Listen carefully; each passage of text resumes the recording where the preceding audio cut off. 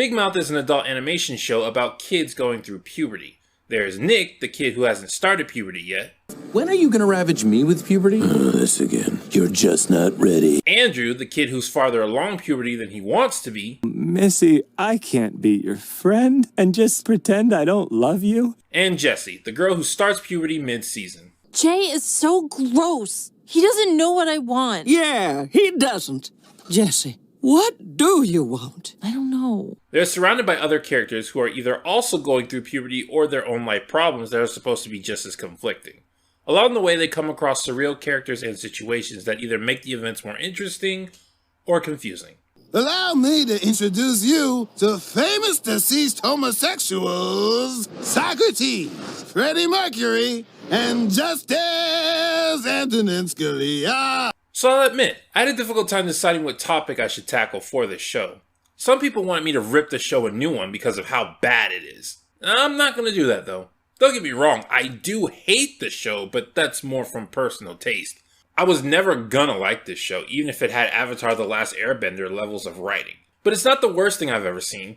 In fact, there are some things I like about it, like Missy and the Hormone Monstress. This boy's a tall, lumpy, dumpy drink of water, and we are thirsty. Well, my mouth is dry. Other people wanted me to analyze this show and expose it as the misunderstood gem that it actually is. No, I'm not going to do that either. It's not the worst show in the world, but there's no way I'd call it good. For example, one of the major issues is that pretty much everything is explained to the audience. Having an entire song and dance where the theme of the show is explained pretty much defeats the point of the show. If everything is explained after it's presented, there's practically no point in analyzing it. So, what am I going to talk about? Well, the thing that interested me most was the most interesting thing about the show. The Hormone Monster.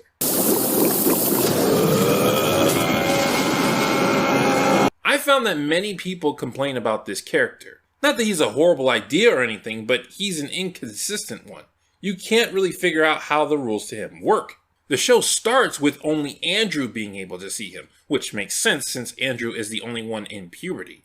In the first episode, Andrew says the monster isn't real and is just a representation of his desires. You are not real. You're just some hormone monster my brain created. However, before the end of the episode, Nick winds up seeing him too. Hello? Oh, good evening. Who are you? Don't worry about it. I'm just here to give your friend a nocturnal emission. Okay, so the monster is real, because if he was just Andrew's mental creation, there's no way Nick would be able to see him. But if he's real, then why can Nick only sometimes see him and sometimes not? Sometimes he'll have a conversation with Andrew while insulting Nick, despite Nick standing right next to Andrew. But then it's discovered that there's more than one hormone monster, and certain people get assigned certain ones. But only certain people act like they exist, and the hormone monster was created from an alien doing things to the Earth. But if that's the case, how did at least 2 more get created? Did the alien come back and do that exact same thing 2 more times? And how can the hormone monster punch a hole in the wall, which can be seen by the cops, but the cops don't believe he did it, despite that practically everyone goes through puberty, and thus the cops must know the hormone monsters are real? Nothing adds up. In his video on Big Mouth, Just a Robot suggested we look the other way when it came to the hormone monster. A common complaint I hear about this show is it sets up rules, but it doesn't really follow through with them. Like, the kids have these things called puberty fairies. Oh, I'm sorry, hormone monsters. And while I will admit that this is a problem, Brian Griffin is a talking dog in a world that doesn't have very many talking dogs, and he's treated as normal. And don't even get me started on the whole "can the parents hear the baby talk" thing from Family Guy. We look the other way for Family Guy, we can do the same for Big Mouth. And that got me thinking, why don't we look the other way for him? Should we? He might be one of the worst things about Big Mouth, but he's also one of the best. I gave it some thought, and the conclusion I've come to is, no. We shouldn't look past the problems of the hormone monster. In fact, we should better understand them because they are the key factor to Big Mouth as a show.